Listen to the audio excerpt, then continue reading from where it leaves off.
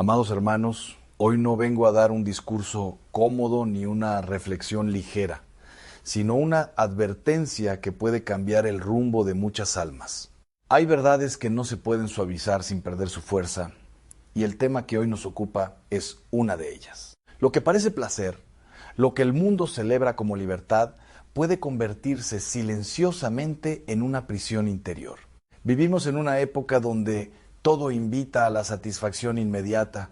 Las pantallas, la música, las redes sociales y la cultura moderna han normalizado aquello que antes se llamaba pecado, disfrazándolo de entretenimiento o expresión personal. Sin embargo, el alma humana no ha cambiado, y lo que la destruye hoy es lo mismo que la destruía ayer, aunque con nuevos rostros y nuevas palabras. La lujuria no es simplemente un exceso de deseo, ni una debilidad pasajera.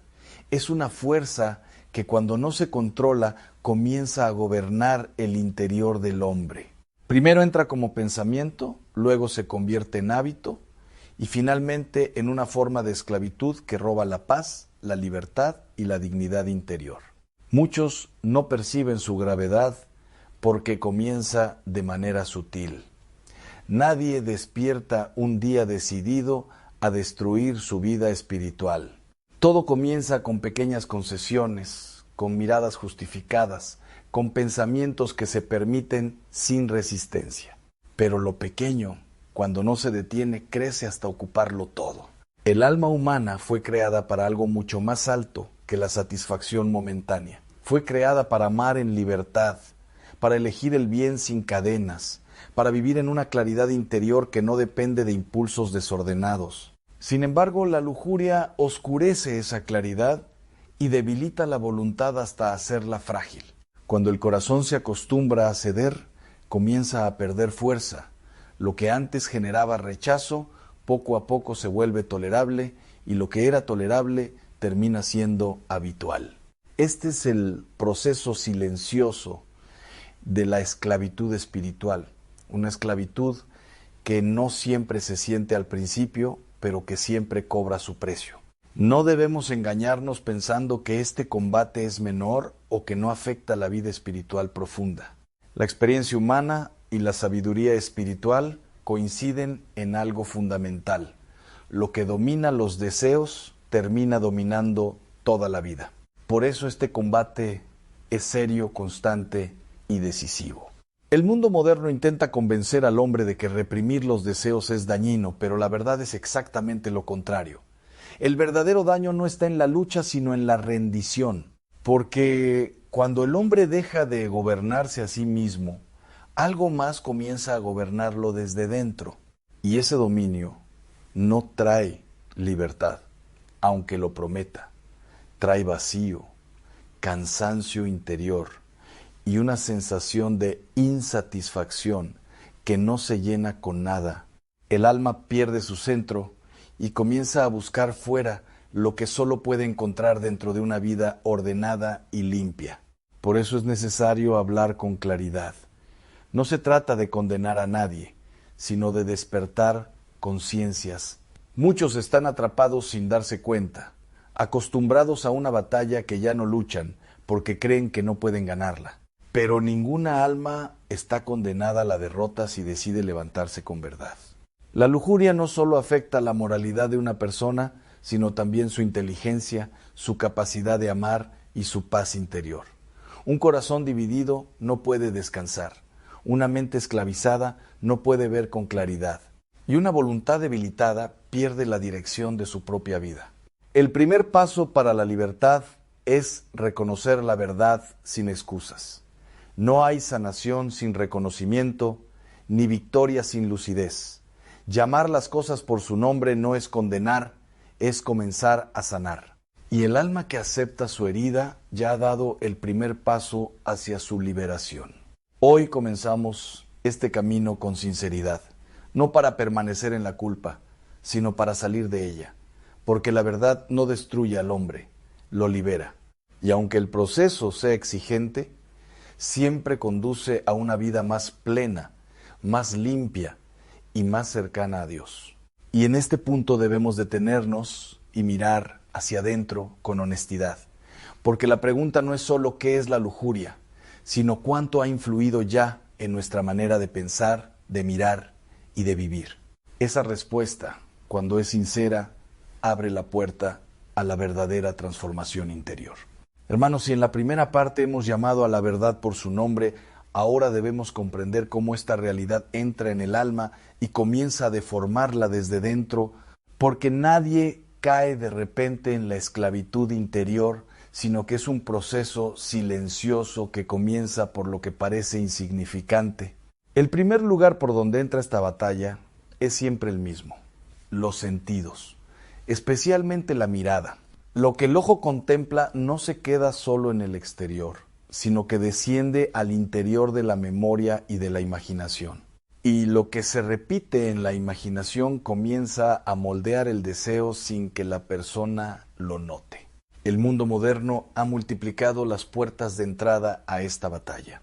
Antes, la tentación tenía límites físicos y sociales más claros, pero hoy vive dentro del bolsillo, dentro de la pantalla, dentro de la habitación y muchas veces incluso dentro del silencio personal. Ya no es necesario buscarla. Muchas veces ella encuentra al alma. Lo más peligroso no es solo la exposición, sino la normalización. Cuando el alma se acostumbra a ver lo que antes le incomodaba, algo profundo comienza a cambiar. La conciencia se vuelve menos sensible, el rechazo interior se debilita y la resistencia espiritual pierde fuerza sin que la persona lo perciba. Así comienza una transformación invisible.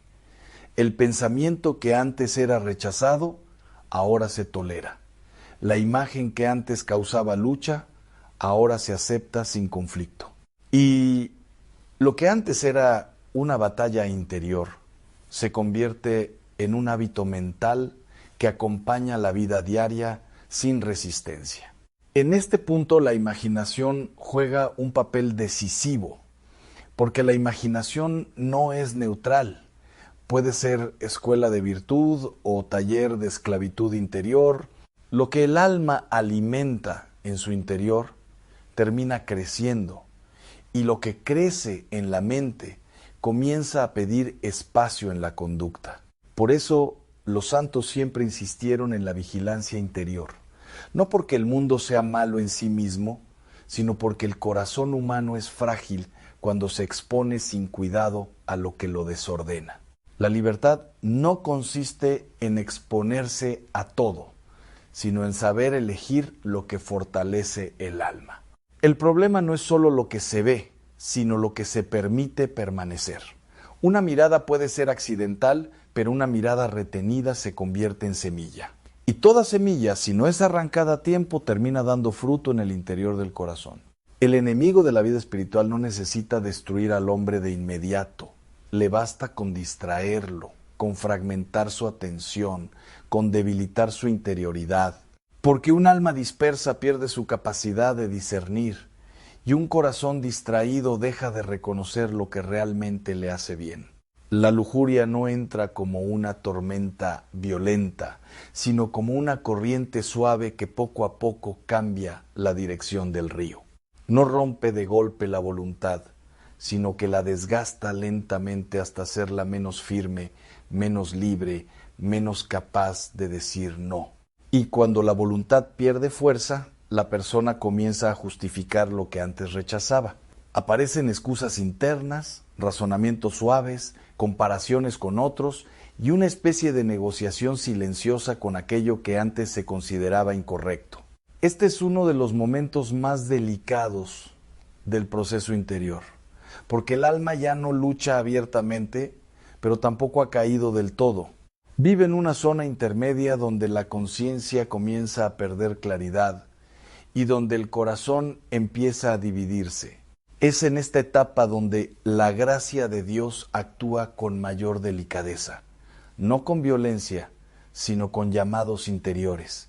Una inquietud, una incomodidad, una pequeña luz en la conciencia que invita a detenerse, a mirar hacia arriba, a recordar quién es uno realmente. Pero esa voz puede ser ignorada si el ruido interior es demasiado fuerte. Y el ruido no siempre viene del exterior. muchas veces nace de la falta de silencio interior, de la saturación de imágenes, de la incapacidad de detenerse a reflexionar con honestidad. Por eso el combate espiritual no es solo moral, sino también mental y espiritual. Se trata de aprender a custodiar el interior, a filtrar lo que entra, a reconocer lo que alimenta la paz y lo que alimenta la división interior. Cuando el alma no vigila sus puertas, todo entra sin orden. Y cuando todo entra sin orden, el interior pierde armonía. Y cuando se pierde la armonía interior, la persona comienza a buscar fuera lo que ya no encuentra dentro. Pero lo que el mundo ofrece como solución nunca es suficiente, porque el vacío interior no se llena con estímulos, sino con orden. Y el desorden no se cura con más desorden, sino con claridad, disciplina y gracia.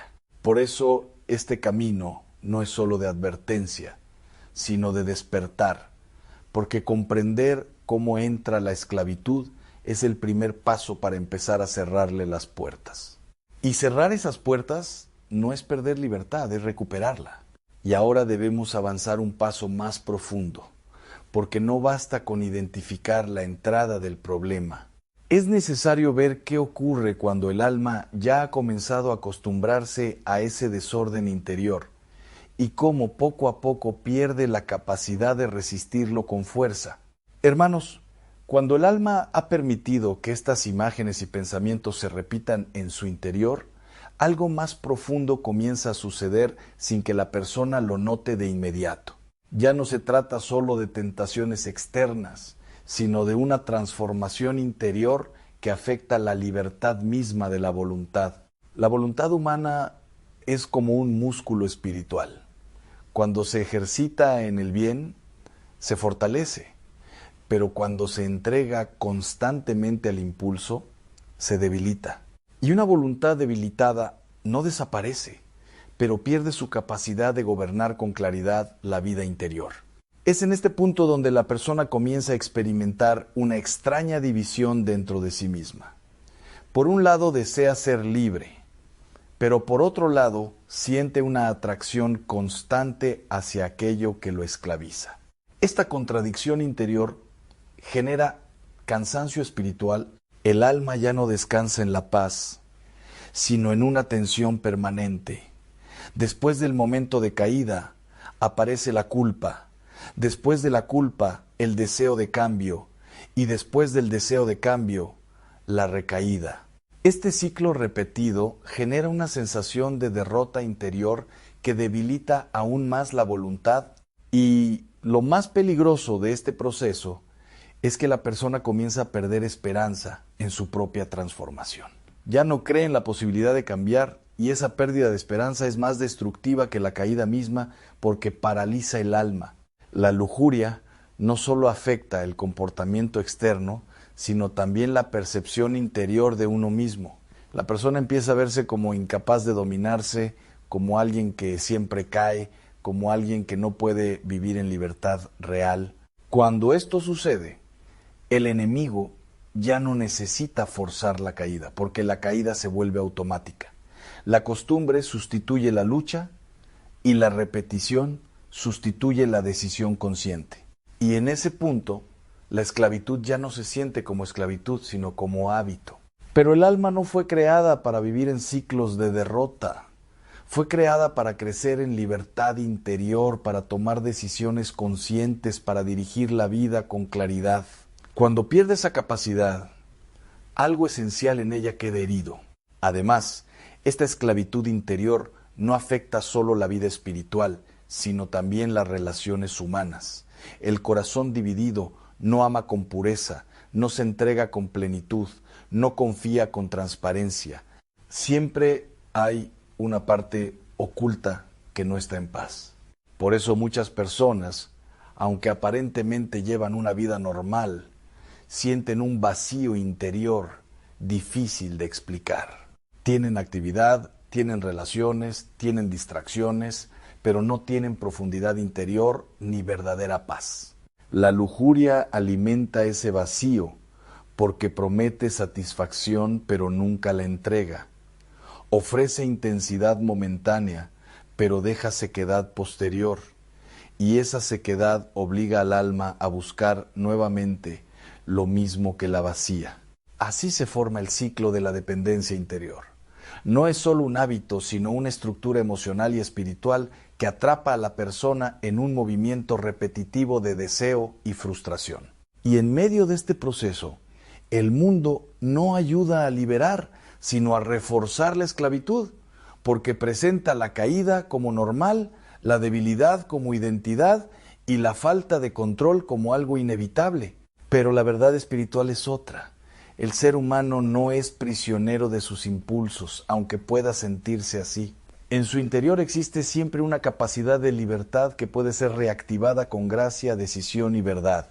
Sin embargo, esa libertad no se recupera sin lucha. No es automática. Requiere un proceso de reconocimiento, disciplina y ayuda espiritual. Requiere también humildad para aceptar que uno necesita ser sanado interiormente. El alma esclavizada por la lujuria no necesita condena, necesita camino, no necesita desprecio, necesita dirección y sobre todo necesita recuperar la verdad sobre sí misma que fue creada para algo más alto que el impulso inmediato. Por eso es tan importante entender el daño profundo que este pecado produce, no para generar desesperación, sino para despertar conciencia, porque nadie busca ser liberado de algo que no reconoce como esclavitud. Y ahora que hemos visto cómo afecta la voluntad, el corazón y la percepción interior, debemos avanzar hacia la dimensión más importante, cómo comenzar a reconstruir la libertad interior con medios concretos de gracia, disciplina y vida espiritual auténtica. Hermanos, después de haber visto la profundidad de la herida interior, no podemos quedarnos únicamente en el diagnóstico. La verdad no se nos revela para destruirnos, sino para levantarnos.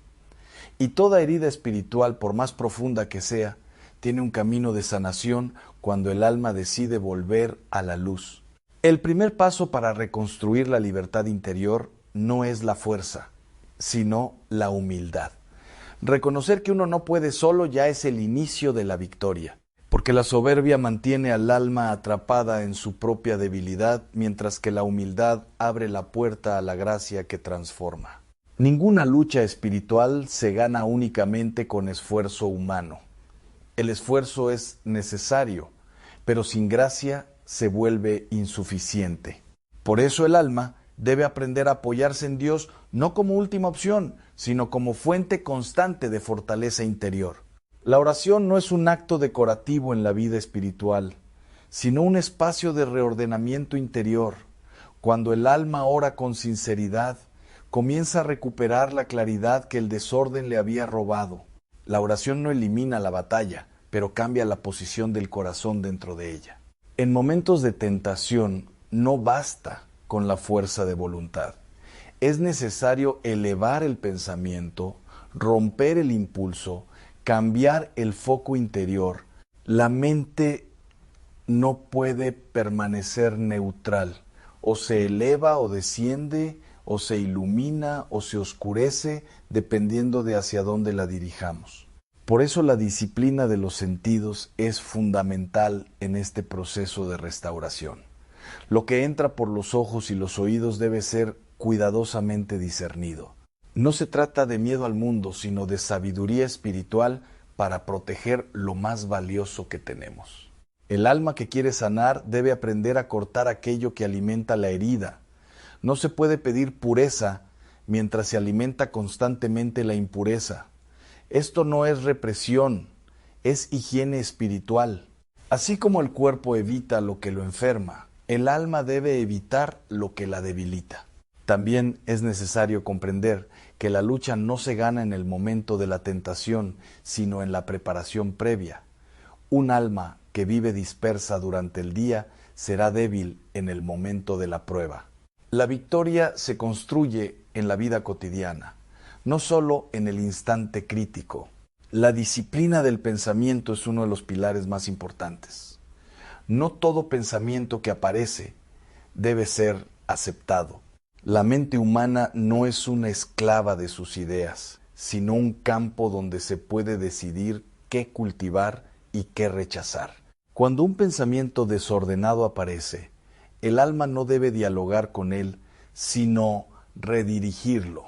La conversación con la tentación siempre debilita, mientras que la interrupción consciente fortalece la libertad interior. La vida sacramental es otro pilar esencial en este camino.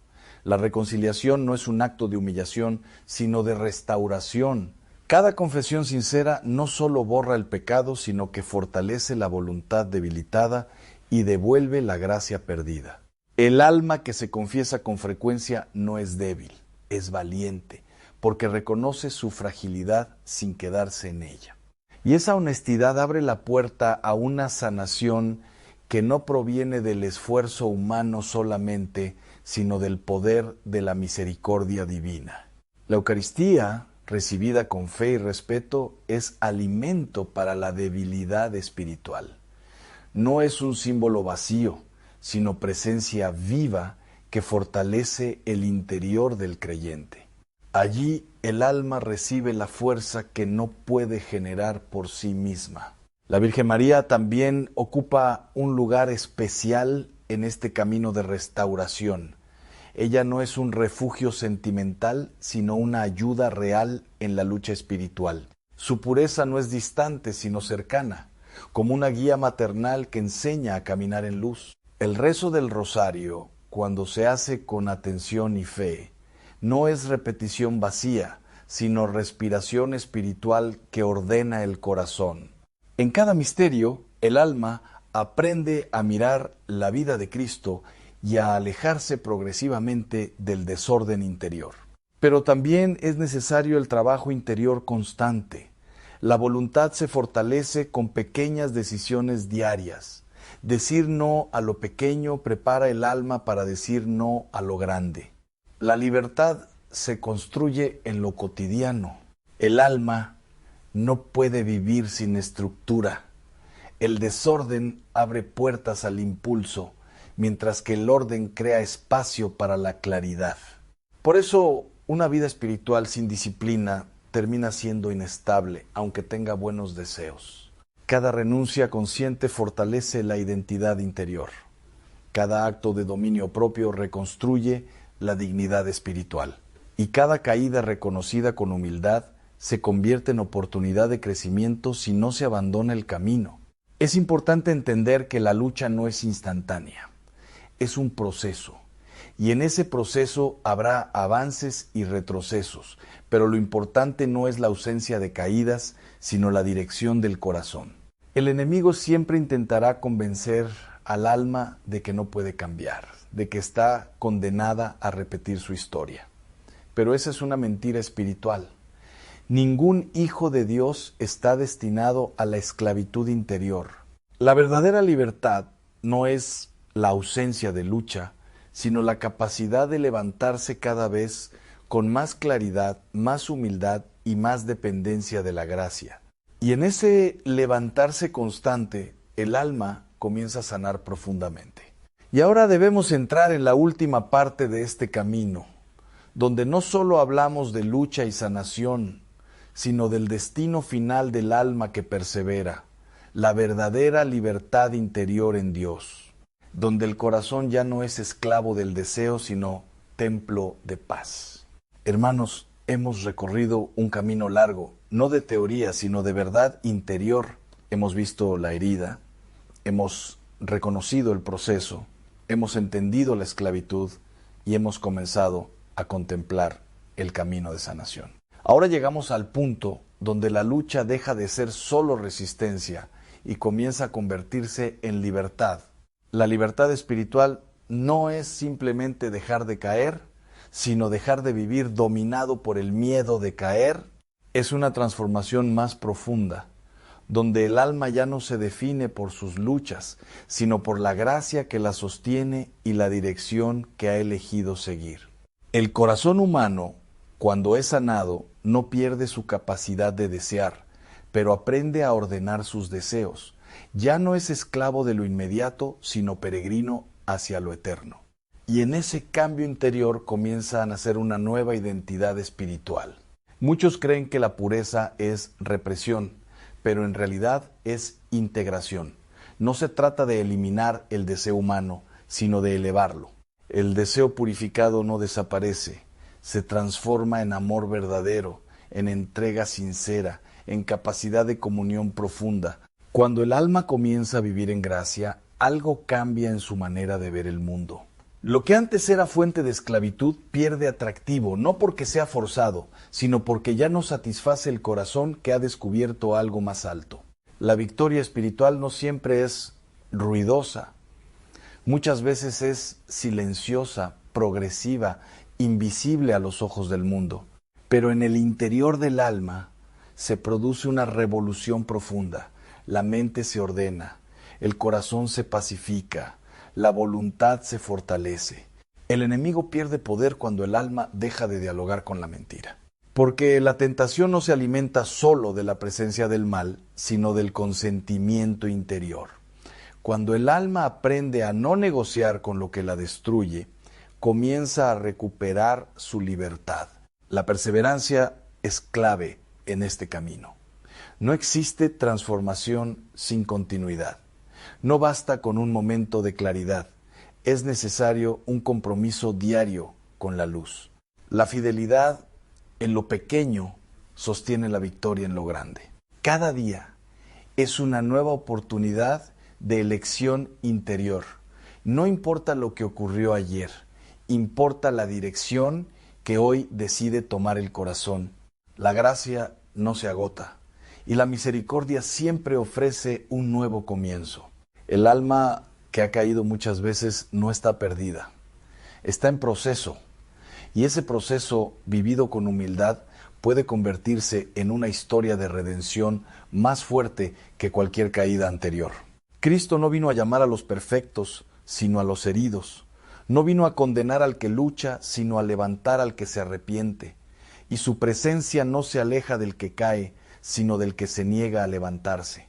Por eso, la verdadera pregunta no es cuántas veces has caído, sino si estás dispuesto a volver a levantarte, porque cada levantamiento es un acto de fe, una declaración de que la última palabra no la tiene el pecado, sino la gracia. El alma que persevera en la lucha, incluso en medio de debilidad, ya está caminando en victoria, porque la victoria no siempre se mide por la ausencia de combate, sino por la fidelidad en medio del combate. Con el tiempo, lo que antes era batalla constante comienza a transformarse en paz interior. No porque la tentación desaparezca completamente, sino porque el alma ha aprendido a vivir en un nivel más alto de conciencia espiritual. La pureza verdadera no es fragilidad, es fortaleza interior. Es la capacidad de mirar la vida con libertad, de amar sin posesión, de desear sin esclavitud, de vivir sin cadenas interiores. Y cuando el alma llega a ese estado, no lo experimenta como logro personal, sino como regalo, porque comprende que todo ha sido sostenido por la gracia, no solo por el esfuerzo humano. La vida en Cristo no es una vida sin lucha, pero sí una vida con sentido. Cada batalla tiene propósito, cada caída tiene aprendizaje, y cada victoria fortalece la identidad del Hijo de Dios. El mundo seguirá ofreciendo caminos de placer inmediato, pero el corazón que ha probado la libertad ya no se conforma con lo que lo esclaviza. Ha visto otra luz, ha probado otra paz, ha conocido otra forma de vivir, y ahora, al finalizar este mensaje, no queda condenación sino invitación. Invitación a continuar, a perseverar, a levantarse una vez más, a confiar en la gracia que nunca se retira del que la busca con sinceridad. Que cada alma que escucha estas palabras recuerde esto: no estás definido por tus caídas, sino por la mano que te levanta. No estás condenado a repetir tu historia, estás llamado a transformarla. Y que la paz de Dios, que supera todo entendimiento, guarde tu corazón y tu mente en Cristo Jesús, ahora y siempre. Amén. Amada familia, hoy vamos a hablar de algo que muchos sienten, pero pocos se atreven a cuestionar. Es ese momento incómodo en el que tu corazón ama a Dios, pero tu mente está llena de miedo. Ese susurro que te dice que si no das lo suficiente, algo malo puede pasar. Tal vez te ha ocurrido en silencio, sentado en una banca, mirando al frente mientras otros dan con seguridad. Tú quieres dar, pero la realidad es otra. Las cuentas no esperan, las necesidades de tu casa son urgentes y aún así sientes que estás fallando espiritualmente. Ese peso no viene de Dios. Ese peso ha sido construido por años de enseñanzas incompletas, interpretaciones torcidas y tradiciones que se repiten sin ser examinadas. Y hoy, con amor pero con verdad, vamos a romper esas cadenas. No estás aquí por casualidad. Estás aquí porque tu alma necesita descanso, porque tu corazón necesita claridad. Y Dios no quiere hijos confundidos, quiere hijos libres. Durante mucho tiempo se nos enseñó que el diezmo es una obligación absoluta, que si no lo cumples estás en desobediencia y que incluso puedes abrir puertas a la escasez o la maldición. Pero hoy vamos a mirar la palabra sin filtros, no lo que alguien dijo, sino lo que realmente está escrito, porque la verdad no teme ser examinada y la luz no teme entrar en la oscuridad. El primer paso hacia la libertad es hacer la pregunta correcta. No es si otros lo practican o si siempre se ha hecho así. La pregunta es, ¿Dios realmente lo exige de esa manera hoy? Respira profundo por un momento. Deja que tu mente se abra, porque lo que estás a punto de descubrir no te alejará de Dios, sino que te acercará más que nunca. El primer gran error que muchos han cometido es asumir que el diezmo bíblico era igual a lo que hoy se practica. Pero cuando abrimos las Escrituras, encontramos algo completamente diferente. El diezmo en su origen no era dinero, era producto de la tierra, era alimento, era provisión tangible para una comunidad específica. Era un sistema diseñado para sostener a quienes no tenían herencia y para cuidar a los más vulnerables. Esto cambia completamente la perspectiva, porque no era un impuesto espiritual para enriquecer estructuras, sino un acto de justicia y cuidado social dentro del pueblo. Muchos nunca se detuvieron a observar este detalle. Simplemente aceptaron lo que se les dijo, pero Dios nunca tuvo miedo de que su pueblo pensara, analizara y entendiera. Cuando entiendes esto, algo empieza a romperse dentro de ti. Esa voz de culpa comienza a perder fuerza, porque ya no estás caminando en suposiciones, sino en verdad. Y aquí es donde comienza la verdadera libertad. No una libertad para dejar de dar, sino una libertad para entender por qué das. No una libertad para cerrarte, sino para abrir tu corazón sin miedo. Pero aún queda una pregunta que pesa en muchos corazones. ¿Qué pasa con esas advertencias de maldición? ¿Qué pasa con esos versículos que han causado tanto temor? Porque, si somos honestos, ese es el punto donde muchos se detienen. Ese es el punto donde el miedo vuelve a tomar el control. Y en la siguiente parte vamos a enfrentar directamente ese temor, vamos a abrir ese pasaje que ha sido usado tantas veces para controlar y vamos a verlo con ojos nuevos. Prepárate, porque lo que viene no solo aclarará tus dudas, va a traer paz a un lugar de tu corazón que llevaba años en conflicto. Y cuando la verdad entra, el miedo no puede quedarse. Ahora entremos en el punto que más temor ha causado en tantos corazones. Ese pasaje que ha sido repetido con voz fuerte, casi como una advertencia directa. Ese momento donde alguien cita que estás robando a Dios si no das. Muchos han vivido años bajo esa sombra. No porque no amen a Dios, sino porque tienen miedo de fallarle.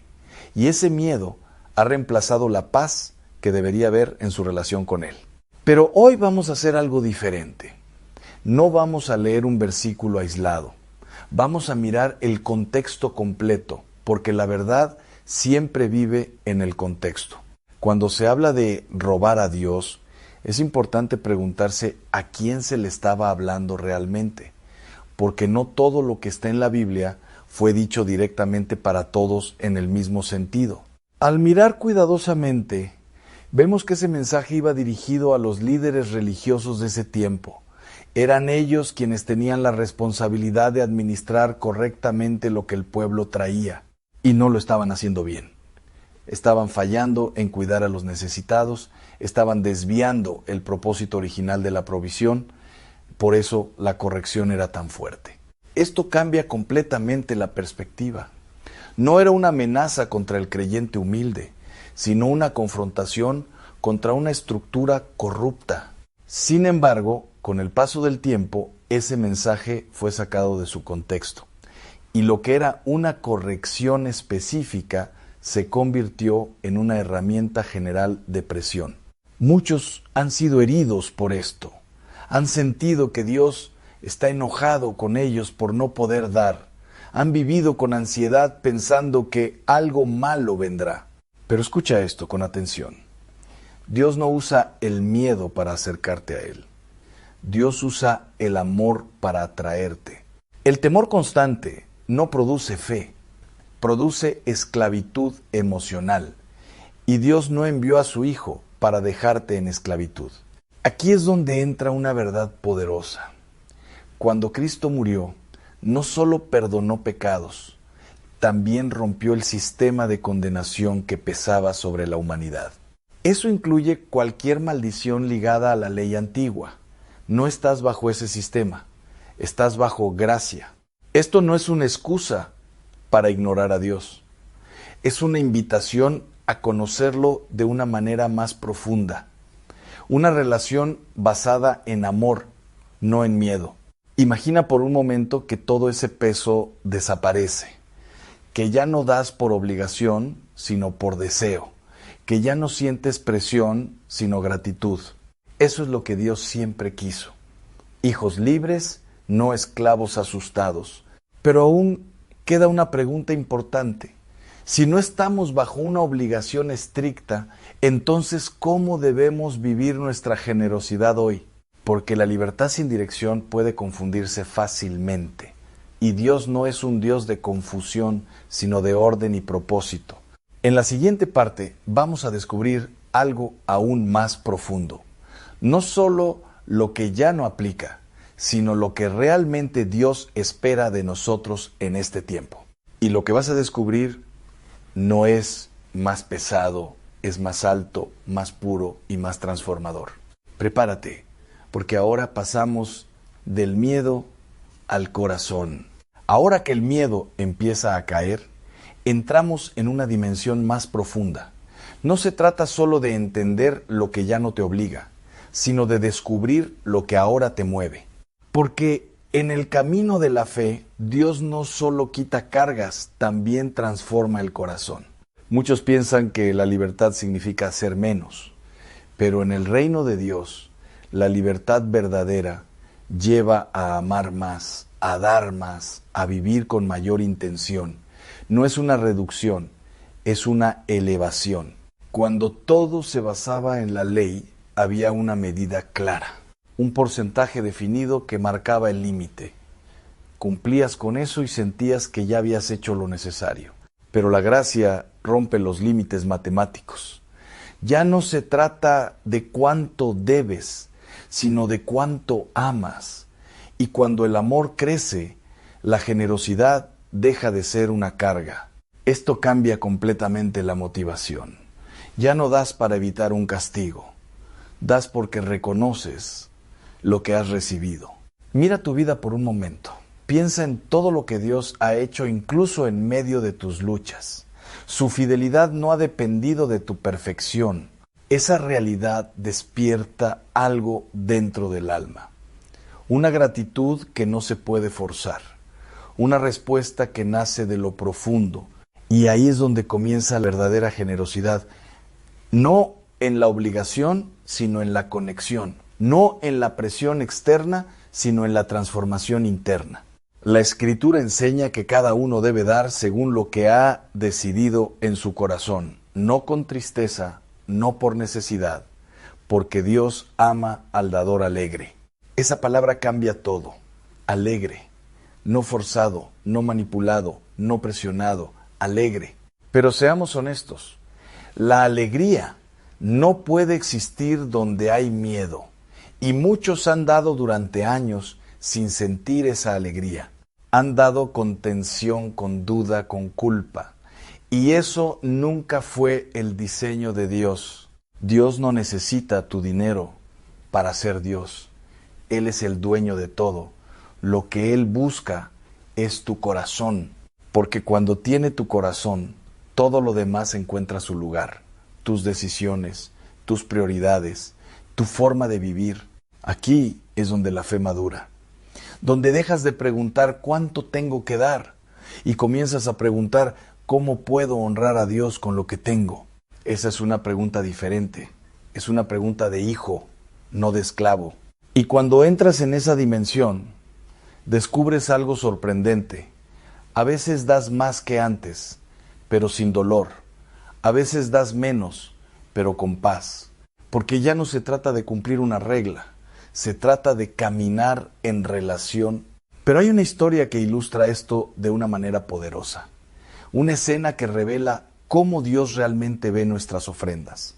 Y en la siguiente parte vamos a entrar en ese momento. Un momento donde lo pequeño se vuelve grande y donde el cielo mira diferente a la tierra.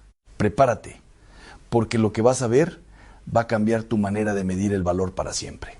Ahora vamos a entrar en una de las imágenes más poderosas de toda la Escritura. Un momento sencillo, silencioso, pero lleno de significado eterno. Un momento donde Dios revela cómo mira realmente el corazón humano. Imagina el templo, el movimiento de personas, el sonido de monedas cayendo con fuerza en los recipientes, ricos pasando con seguridad, dejando grandes cantidades, recibiendo admiración sin palabras. Todo parecía impresionante a los ojos humanos. Grandes ofrendas, gestos visibles, reconocimiento inmediato, pero el cielo no mide como la tierra mide. En medio de esa escena entra una mujer humilde, sin seguridad, sin aplausos, sin atención, solo 2 pequeñas monedas casi insignificantes para cualquier sistema humano de valor. Ella no tenía lo suficiente para impresionar a nadie, pero tenía algo que el cielo sí reconoce, un corazón completamente entregado. Cuando esas monedas cayeron, no hicieron ruido en la tierra, pero en el cielo, ese acto resonó más fuerte que cualquier riqueza acumulada. Y aquí está la verdad que muchos han olvidado. Dios no mide la cantidad como los hombres la miden. Dios mide la intención, el sacrificio y el amor detrás del acto. Jesús mismo dijo que esa mujer dio más que todos los demás. No porque el número fuera mayor, sino porque el corazón era más profundo. Esto destruye completamente la mentalidad de comparación, porque en el reino de Dios el valor no está en la apariencia externa, sino en la entrega interna. Sin embargo, hoy muchos han distorsionado esta verdad.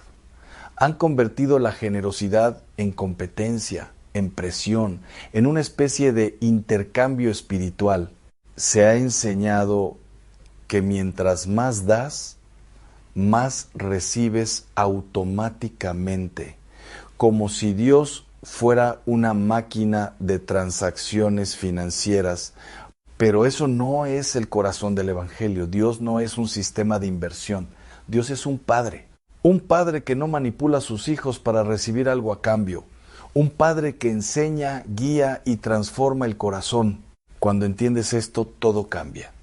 Ya no das para comprar milagros. Das porque has sido amado primero. Y esa diferencia lo transforma todo. Porque el amor verdadero no negocia, responde. Muchos han sido heridos por enseñanzas que mezclan fe con presión económica. Se les ha hecho creer que su valor espiritual depende de su capacidad de dar. Pero eso no es verdad. Tu valor delante de Dios no se mide en dinero, sino en identidad. Eres hijo, no proveedor del cielo. Eres amado, no evaluado por tu capacidad económica. Y cuando esa verdad entra en el corazón, la culpa comienza a perder su poder. Pero aún queda algo más profundo por entender, porque si ya no vivimos bajo presión y si ya no medimos como el mundo mide, entonces ¿cómo sostiene Dios su obra hoy? ¿Cómo funciona la generosidad en el nuevo pacto sin convertirse en caos o desorden? Esa es la pregunta que muchos tienen miedo de hacer, pero es una pregunta necesaria para completar la libertad. Y en la siguiente parte vamos a entrar en el diseño del nuevo pacto, no basado en obligación, sino en madurez espiritual, porque Dios no solo quiere liberarte del miedo, quiere llevarte a una nueva forma de vivir completamente diferente. Ahora llegamos al cierre de este camino de verdad y libertad, no para dejarte en confusión, sino para llevarte a una madurez espiritual más profunda, porque Dios no solo quiere liberarte del miedo, quiere enseñarte a vivir en plenitud. Cuando el nuevo pacto fue establecido en Cristo, no solo cambió el perdón de los pecados, cambió la forma en que el pueblo de Dios se relaciona con cada área de la vida, incluyendo la generosidad. Ya no vivimos bajo un sistema de obligación externa, vivimos bajo una transformación interna. La ley escrita en tablas fue reemplazada por la ley escrita en el corazón. Esto significa que la pregunta ya no es ¿cuánto debo dar para cumplir?, sino ¿qué tipo de hijo quiero ser delante de mi Padre? Muchos temen que esta libertad lleve al desorden, pero la madurez en Cristo nunca produce caos, produce responsabilidad guiada por el amor. El apóstol enseña que cada uno debe dar como ha decidido en su corazón, no por tristeza, no por presión, no por manipulación, porque Dios ama al dador alegre. Esa alegría no es superficial, es el fruto de un corazón que entiende la gracia, un corazón que sabe que todo lo que tiene primero lo recibió. Cuando entiendes eso, la generosidad deja de ser una carga, se convierte en respuesta natural. No das para ser aceptado, das porque ya fuiste aceptado. Y aquí está el equilibrio que muchos han perdido.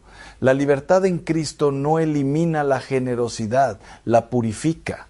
Ya no das por miedo a la maldición, ya no das por presión institucional, ya no das para comprar favor divino. Das porque has sido transformado por el amor de Dios. Das porque tu corazón ya no es el mismo. En el nuevo pacto, la medida no es un porcentaje fijo. La medida es la madurez del amor. A veces, esa madurez te llevará a dar más que antes. A veces te llevará a priorizar tu casa con sabiduría, pero siempre te llevará a la paz. Porque Dios no es un Dios de confusión. Él no te guía con culpa, te guía con verdad. Y esa verdad siempre produce libertad interior. Una libertad que no depende de la cuenta bancaria, sino de la identidad en Cristo. Quiero hablarte directamente ahora. Si has vivido años con miedo, creyendo que Dios está esperando un pago para bendecirte, hoy puedes descansar. Dios no está esperando tu dinero para amarte.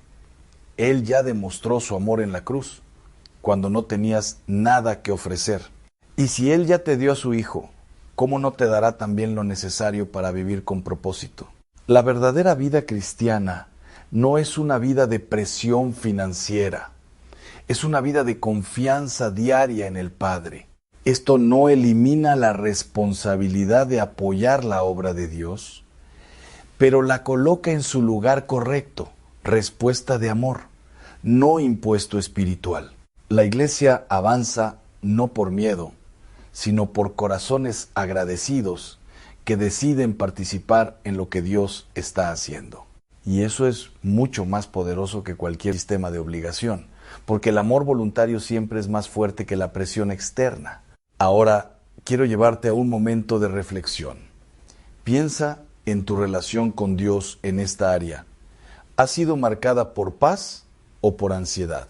Si ha habido carga, hoy puedes soltarla. No estás fallando a Dios por no cumplir una fórmula. Estás siendo llamado a una relación más profunda con Él. Dios no quiere tu tensión, quiere tu confianza, no quiere tu miedo, quiere tu amor. Y cuando eso cambia dentro de ti, todo tu caminar espiritual cambia también. Hoy puedes decidir vivir como hijo, no como deudor, como alguien que da desde la libertad, no desde la presión. Y esa es la verdadera vida en el Espíritu. Una vida donde cada acto, incluso dar, se convierte en adoración. Permíteme orar por ti ahora. Padre Celestial, hoy presentamos cada corazón que ha escuchado este mensaje. Sana toda herida causada por la manipulación, por el miedo y por la culpa espiritual. Rompe toda cadena mental que haya atado a tus hijos a una relación de temor contigo. Llénalos de la paz que sobrepasa todo entendimiento. Señor, enséñanos a vivir como hijos verdaderamente libres, no como esclavos de sistemas, sino como herederos de tu gracia. Que cada persona aquí descubra que su valor no está en lo que da, sino en lo que tú ya le diste en Cristo. Y que desde esa verdad, su generosidad florezca con alegría, sabiduría y amor verdadero. En el nombre del Padre, del Hijo y del Espíritu Santo. Amén. Y ahora camina en esa libertad, no con miedo, sino con identidad, no con presión, sino con paz, porque eres hijo amado y el amor perfecto ya echó fuera todo temor. Ahora que hemos recorrido este camino de verdad, hay algo que debe quedar profundamente establecido en tu corazón. No eres un creyente bajo presión, eres un hijo bajo gracia. Y esa diferencia lo cambia absolutamente todo. Dios no está contando tus errores financieros ni midiendo tu espiritualidad con una balanza económica. Él está formando en ti una identidad que el miedo no puede destruir. Muchos han vivido su fe como una carga invisible, como si cada decisión espiritual estuviera acompañada de una amenaza silenciosa. Pero esa no es la voz del Padre. La voz del Padre siempre trae paz, claridad y dirección. Nunca confusión constante, nunca terror emocional, nunca condenación disfrazada de espiritualidad. Si has sentido que Dios estaba distante porque no podías cumplir expectativas humanas, hoy esa mentira se rompe. Dios nunca se alejó de ti. Él fue malinterpretado por sistemas humanos. El amor de Dios no depende de tu rendimiento. No sube ni baja según tu capacidad de dar. Su amor es constante, eterno y perfecto en Cristo. Esto no significa indiferencia espiritual. Significa relación auténtica, donde das no para ser visto, sino porque ya eres visto y amado. Cuando un hijo entiende esto, su forma de vivir cambia. Ya no actúa desde la presión, sino desde la gratitud. Ya no reacciona por miedo, sino por convicción. Y esa es la madurez espiritual que Dios busca. No hijos controlados, sino hijos transformados. Quizás por mucho tiempo, tu relación con la generosidad estuvo marcada por ansiedad, por preguntas como ¿será suficiente o estaré fallando? Hoy Dios quiere reemplazar esas preguntas con otra más profunda. ¿Cómo puedo reflejar el amor que ya he recibido? Esa es la vida del reino, no basada en obligación, sino en respuesta, no basada en miedo, sino en amor. Y cuando vives así, incluso tu forma de dar cambia, ya no es una carga que evitas, sino una expresión de adoración. Algunos darán más, otros darán menos en diferentes etapas de la vida, pero todos darán desde la libertad, no desde la esclavitud. Porque Dios no está formando un sistema de presión, está formando un pueblo de amor consciente. Quiero que entiendas algo profundamente pastoral. Tu valor nunca estuvo en lo que pudiste aportar. Tu valor siempre estuvo en lo que Cristo ya hizo por ti. La cruz es la declaración eterna de tu valor. No hay cantidad de dinero que aumente eso, ni falta de dinero que lo disminuya. Si hoy tienes poco, no eres menos espiritual. Si hoy tienes mucho, no eres más aceptado. Eres igualmente amado en Cristo. Y desde ese lugar seguro puedes vivir sin ansiedad espiritual. Puedes orar sin miedo. Puedes dar sin culpa. Ahora quiero sellar esto en tu corazón con una verdad final. La verdadera libertad no es hacer lo que quieras, es poder hacer lo correcto, sin miedo. Eso es lo que Dios te ha dado hoy. No una excusa, sino una nueva conciencia, no una carga nueva, sino una identidad restaurada. Respira profundamente y deja que esto descienda a lo más profundo de tu ser. No estás bajo condenación, no estás bajo amenaza, estás bajo gracia. Y esa gracia no solo te salva, también te sostiene. Te corrige sin destruirte, te guía sin aplastarte. Si alguna vez vuelves a sentir culpa espiritual en esta área, recuerda esto. Dios no te está cobrando entrada, te está llamando a comunión. Y la comunión con Él siempre comienza con paz, nunca con miedo. Ahora cierra tus ojos por un momento en tu interior y recibe esta verdad como sanidad para tu alma. Padre Celestial, afirmo a cada persona que ha escuchado este mensaje, declaro que toda carga de culpa religiosa es quitada en el nombre de Jesús. Restauro en sus corazones la imagen correcta de ti como Padre amoroso, no como juez distante. Rompo toda mentira que haya distorsionado tu carácter en sus vidas. Que cada uno camine de ahora en adelante en libertad, en sabiduría y en amor verdadero. Que den con alegría, que vivan con paz y que descansen en tu gracia. Y que nunca más su relación contigo esté basada en miedo, sino en amor eterno. En el nombre de Jesús. Amén. Y ahora ve en paz. No como alguien que está intentando ganar algo de Dios, sino como alguien que ya lo ha recibido todo en Cristo.